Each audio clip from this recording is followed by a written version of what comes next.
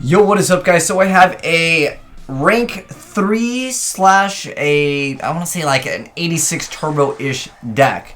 Now, the main goal of this deck can actually be quite a bit of things, but going for specifically number 86 is kind of a instant win condition on its own, which is basically, well, your opponent can't actually Yu-Gi-Oh! I remember I actually made this deck a while back, and people were like, oh my gosh, this card is super broken. But what you would do is you would set cards against this, because normally what happens is once 86 comes out, you have to just set a bunch of cards. But anyways, to kind of sum it up over here, it's actually going to be utilizing the Iron Chain Repairman, and it's going to be able to get back another card. In fact, Link Summoning actually kind of adds to this deck quite a bit.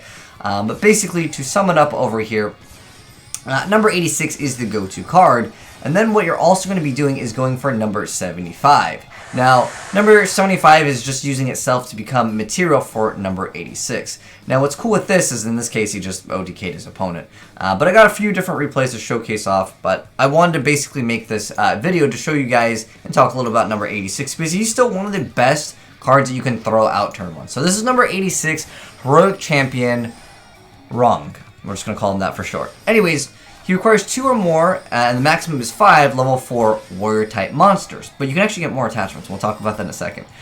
So, anyways, that's what he requires to actually summon it. And it says, during each of your opponent's end phases, you have to detach a material from this card. This card gains effects based on the number of exceed materials attached to it. If you have 1 or more, it can't be destroyed by battle.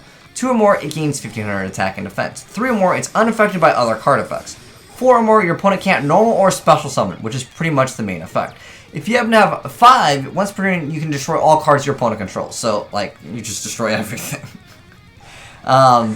It does pretty good effect, but what really makes this card so much better, and the reason why it works so well in Links, is because, well, with Assault, you're going to be able to get a Black Market Soldier the next turn. So, one problem that this deck originally had was that your opponent would just start setting cards, because the idea was, well, if you used everything to make this one specific card, which would be, of course, number 86, because that's the primary focus of this deck. However, it can still play. It's not like that's all the deck can do. Obviously, you can still kind of make other Link monsters, as you guys will see. You can make other things, but for the most part, I would say it's like the go-to option. I mean, you still have Tremor Unicorn, and then you have Cerberus, and you can still go for other things.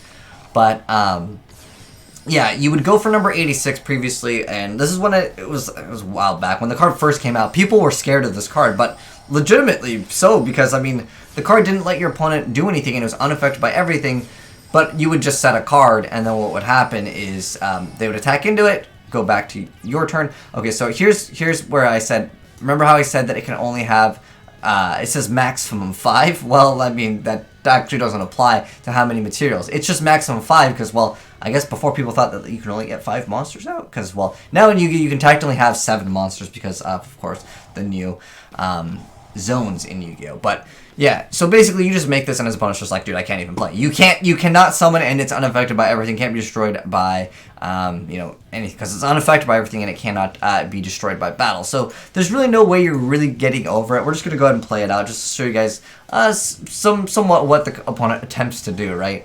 But even if your opponent makes a board, it's really easy to break because you have a card that pops everything and it's unaffected by anything. So it's a little bit difficult to kind of deal with. Even if you go minus with like the Gillosaurus, but basically the plays are pretty much bread and butter.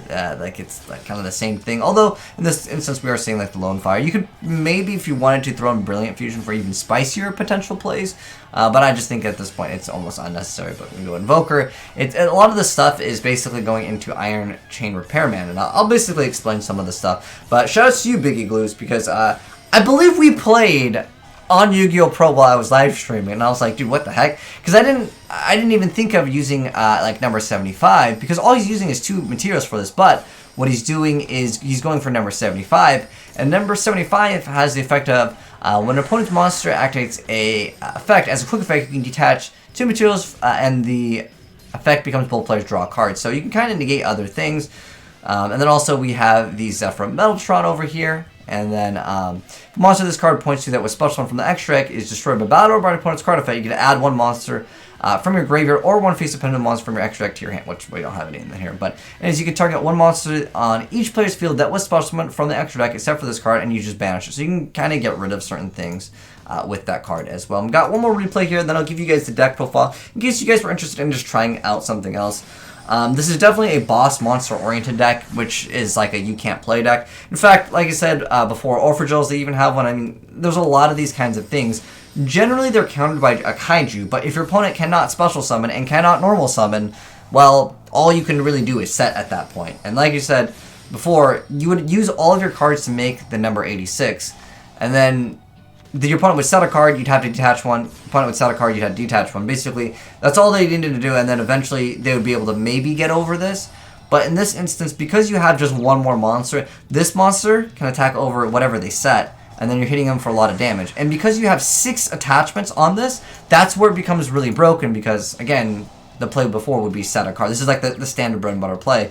To counter this is you set a monster, but in this case, he's popping everything. But the opponent, like, I mean, what other option did he have? Just not play any cards? Because you legit can't play Yu-Gi-Oh! If you can't summon monsters, right? But anyways, this is the number 86 Link Turbo Edition with 6 attachments, which actually makes it broken because, well, you're not supposed to be able to really get 6 attachments because I think the game was not really designed for that in that aspect. I know there are cards you can like, attach other material, but like that's still another card at the end of the day. But obviously, you guys saw it does work quite well. But anyways, let's go and go over the deck profile real quick. Oh, another thing I want to mention, because Assault is like so dang good with adding Blackluster Soldier to your hand, you're obviously able to detach whatever material you want to detach, and you'll have the targets for BLS really easy. Again, basically your opponent would set a card. All you do is summon BLS, banish, go attack for 3k. Your opponent still can't summon because at that point you're at 5 materials because you still have to detach during each of your opponent's end phases. And then next turn comes around, you have this. I mean, heck, BLS can attack again, and then on top of that, this has 3,000 attack because it gives a boost of 500. Anyways, let's go over the deck profile. So it's interesting to see an Iron Chain Repairman even see some play, but like I said, some decks or some cards became more alive with the whole Link mechanic. But anyways, 1 Blackluster Soldier, 3 copies of Iron Chain Repairman, 1 copy of Barbar, 1 copy of Seer, 1 copy of Fiendish Rhino Warrior, 3 Gillosaurus. It just is special summon it if you have it in your hand. And your opponent also gets to get a card, but it doesn't matter because you know what, you can just pop everything because, well, you're going to have 6 attachments on them. And then we have the Calcab, we've got the Libic, then we have the Paladion of the 100 Beasts. This reason why is because it's Beast level 3. And then also we have the Scorpio engine here. Then we've got the Marauding Captain, we've got 3 copies of Warwolf, we've got the Alec, we've got 2 copies of Iron Chain Coil. So this is once per turn, it lets you select an Iron Chain monster you control. It gains 300 attack, but we're not actually using it for the effect. We're just using for Iron Chain Repairman to be one of the targets to actually go into number 86.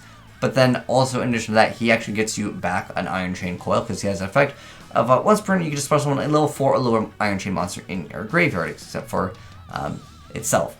And then we have 1 copy of the Dragon. It's just basically BAs because it's like easy rank 3 plays. And obviously that goes into MX Invoker.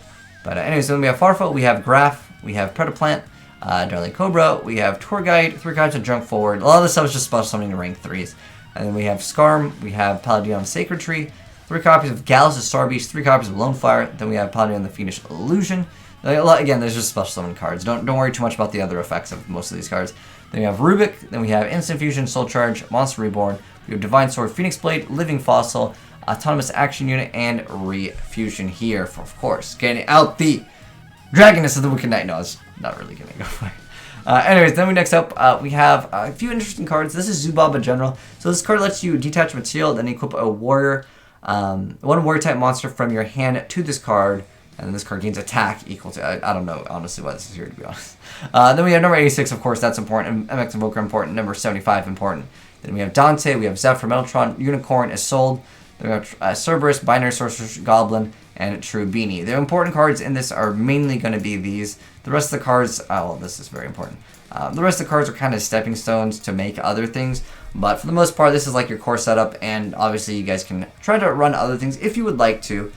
Try out some other things. Let me know in the comment section below. But anyways, kind of cool to see number 86, see a little bit of play in the whole Link mechanic, getting 6 attachments because he's not really supposed to. But it's probably a deck that most of you guys will try out like once or twice. It's a very linear and I would say more boring deck as far as this build goes. You can obviously change it up to kind of give it some more options because I like decks that have options, and when you build it like so focused on just going for 86, you might get kind of bored of it. But I mean, at the end of the day, if you're just interested in winning, I mean, and you're interested in boss monster decks where it's like, I make this one card, try to deal with it, this is probably one of the best ones because your opponent cannot special summon, therefore they can't, like, tribute your stuff. So it does, yeah, it does make it a lot more difficult to deal with. And they can't normal summon, so that means, I believe, Winged Dragon of Ra, the Sphere mode, that is 3 tributes from either side of the field to normal summon, so they can't even do that. Because I don't think you can...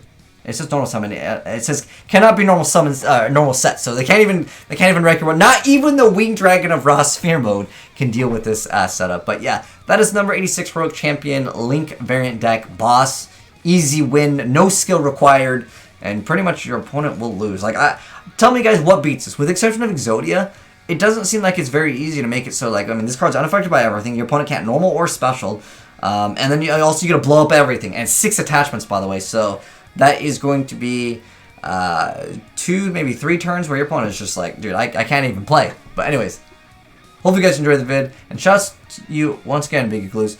Really cool and innovative deck. I have not seen anyone even talk about that. In fact, you run Iron Chains in 2018, you're a madman. I like it though. But anyways, shouts to you once again, Hobie.